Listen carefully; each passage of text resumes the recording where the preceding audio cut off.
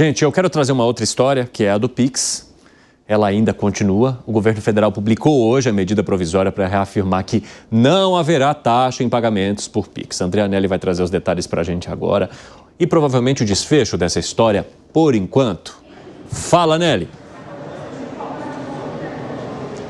É isso mesmo, Evandro. O presidente Lula acabou assinando essa medida provisória que impede, então, a cobrança de maiores valores em relação às transações por meio de Pix, esse que já é o método de pagamento mais usado em todo o país, inclusive mais até do que o próprio dinheiro físico. E, além disso, classifica como prática abusiva o caso de compradores e fornecedores fazerem qualquer tipo de exigência de cobrança extra, no caso também de pagamento ser feito por meio de Pix. E caso haja essa exigência abusiva, esse vendedor, esse fornecedor estará sujeito a penalidades. Lembrando que o próprio presidente Lula, principalmente a equipe econômica, por meio do ministro da Fazenda, Fernando Haddad, o secretário da Receita Federal, Robson Barreirinhas, já haviam garantido no dia de ontem aqui no Palácio do Planalto que haveria a publicação, a edição dessa medida provisória, justamente depois que houve aquele conjunto de fake news, de desinformação que dava conta de que o Pix seria taxado pelo governo federal, o que não era verdade. Então, o governo federal acabou, num primeiro momento, retirando, pelo menos de forma provisória, aquelas exigências de que as instituições financeiras fariam um controle maior sobre aquelas transações acima de R$5.000 por meio do Pix. Essa exigência, portanto, foi derrubada, pelo menos provisoriamente, e o governo federal acabou publicando essa medida provisória para reafirmar que realmente não existe nenhum tipo de cobrança por meio do pagamento Pix. Evandro. Obrigado, Anelli. Um ótimo trabalho para você. Percebam a dificuldade que se cria quando algo não é bem comunicado. E aí, a gente sabe nos bastidores que o presidente da República ficou puto com isso, por quê? Ele entende que o Ministério da Fazenda e a Receita Federal, e principalmente o Ministério da Fazenda, né, tratou de maneira muito burocrática essa história, ou seja, pensou no que iria fazer, na maneira como essa norma ia funcionar, mas não pensou na estratégia de comunicação para a divulgação disso.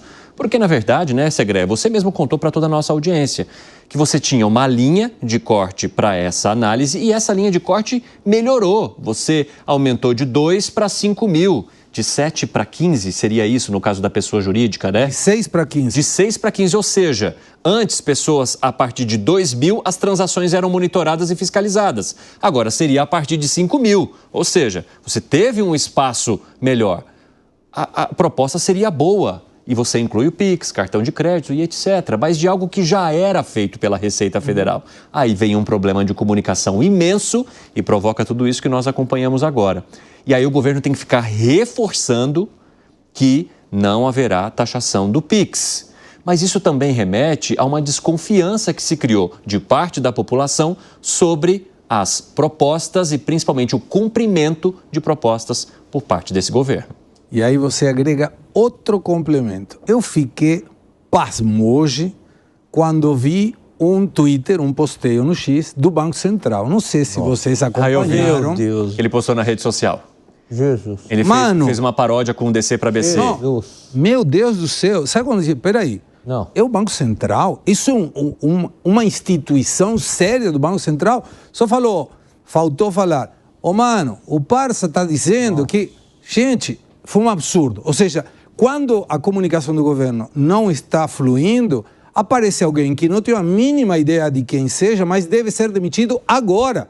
A pessoa que alinhou na sua mente que isso seria uma comunicação boa, é um desastre. Mas a impressão que dá é que o Banco Central quis desburocratizar a maneira como ia comunicar isso. Mas vocês acham que desburocratizou demais? Passou do ponto, né? Quer dizer, usou uma fórmula, achou que tem que ser legal, tem que ser cool. Então vamos fazer. Só que não são pessoas especialistas nisso, né? E aí foi uma tragédia. Tragédia. Foi muito ruim o vídeo, né? Algo assim que tem que apagar porque dá tempo ainda, né? É lógico que você pode usar uma linguagem mais clara, uma comunicação mais acessível, mas não precisa fazer o que fizeram, né?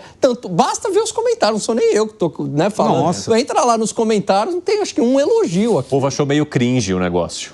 Não, foi lamentável. De verdade. Tentou atingir o público de uma maneira, mas com um formato de comunicação meio antigo. Se a nossa audiência não assistiu, recomendo. Entra um X, coloca Banco Central e se divirte, porque realmente é uma paródia. Eu achei interessante a referência a Mulheres de Areia. Fiquei pensando nos jovens de hoje.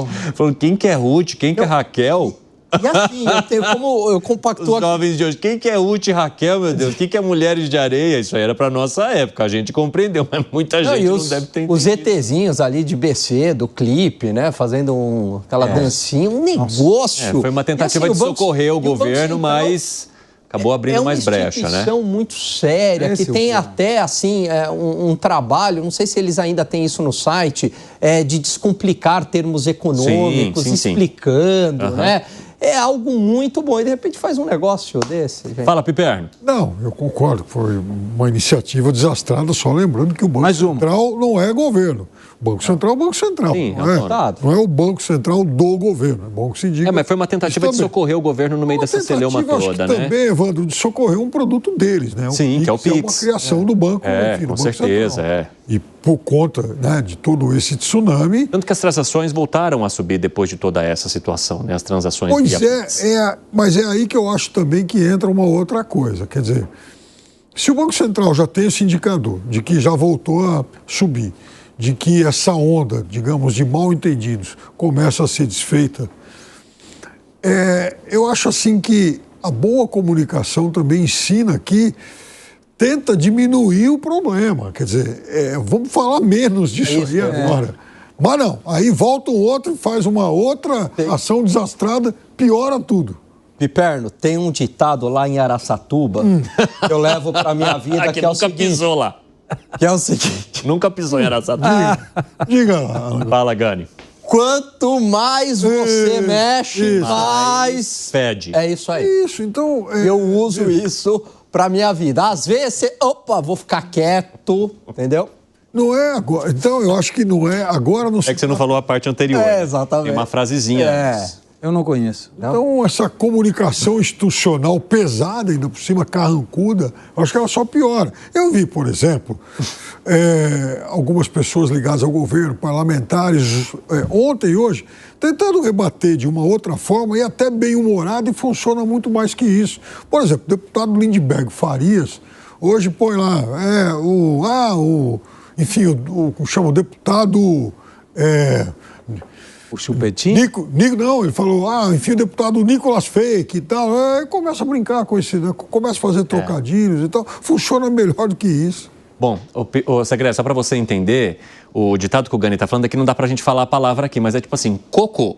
Quanto mais você mexe, mais fede. Sim, claro. Entendeu? Não, tá certo. Lá na Argentina deve ter algum parecido, né? Tem um que diz que quando você mais se agacha, mais aparece a cueca. Que bom. Aqui tem esse. Aqui já não é a cueca, que é algo mais profundo.